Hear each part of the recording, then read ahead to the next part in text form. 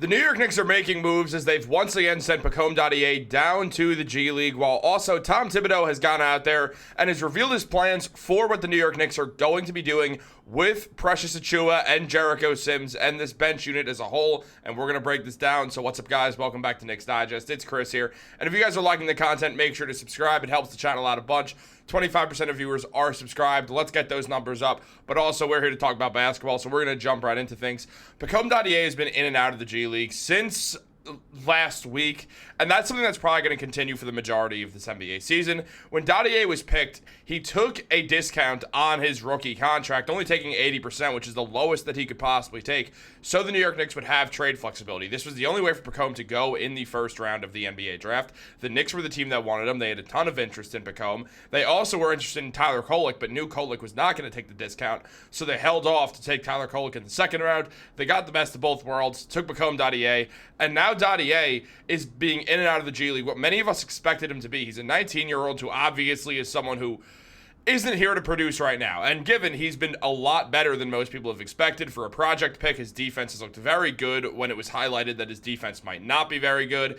And he got a lot of Michael Porter Jr. comparisons, but already looks like he's as good of a defender as Michael Porter Jr., if not better, very quickly into his NBA career. He's shown this in the G League. He's shown this in the NBA, and we're going to continue to see this from Pacôme, while also he's very confident with shooting the ball. He's a much better, well-rounded player than what was advertised when he was first drafted by the New York Knicks and thought to be a pure scorer. We've now seen that's not true, and Pacôme Dadiet has been very, very good.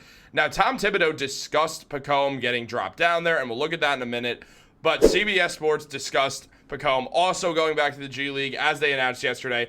The Knicks assigned Dadiet to the Westchester Knicks of the G League on Thursday. Dadiet has been an inconsistent part of the NBA club's rotation, averaging 1.7 points per game and 1.2 rebounds in 7 minutes across 11 appearances. However, the rookie forward should receive increased playing time in the G League. And when Tom Thibodeau spoke about this, he said it's a situational opportunity to get some playing time, so take advantage of it that way. The beauty of it is we practice in the same building, so we'll try to take advantage of that. So Pacôme Dadiet is going to get the best of both worlds. He's going to be able to go out there, he's going to be able to play with the Knicks in practice and get actual minutes for the G League team. Now, so far, he's been coming off the bench, which does make sense. The Westchester Knicks are trying to win, and there's a lot of guys on that team who are trying to make the NBA, and the coaches who are trying to make the NBA.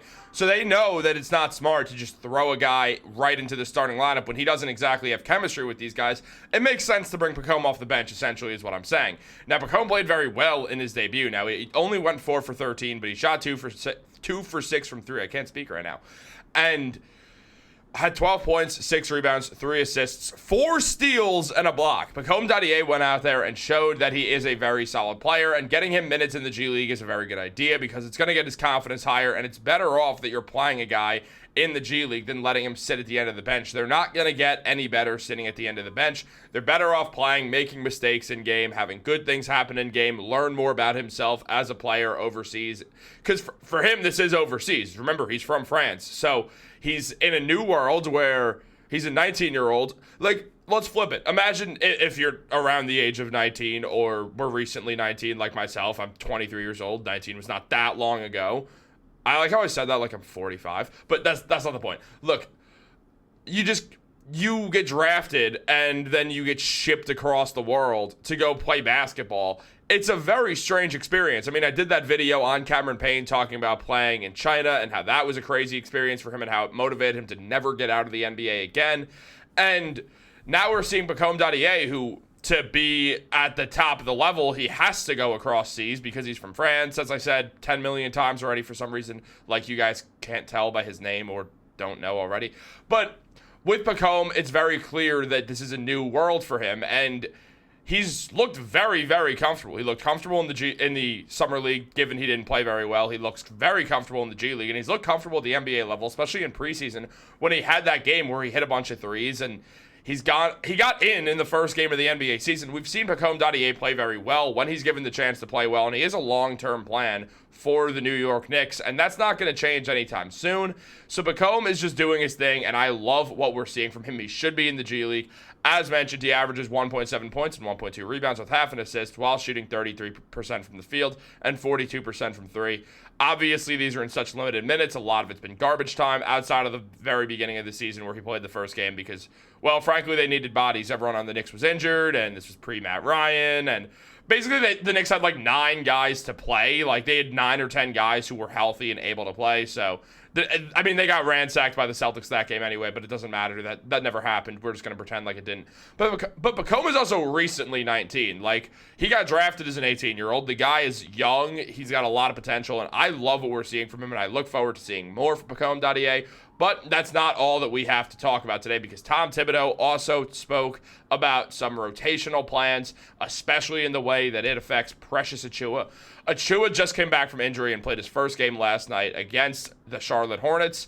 Now tonight he'll play once again against the Detroit Pistons. And clearly Precious is a big part of this basketball team. Everyone knew that going into it. He's the best dosage of rim protection that you could play with Karl Anthony Towns, as Tom Thibodeau has never played Karl Anthony Towns and Jericho Sims on the floor together. I don't really understand why.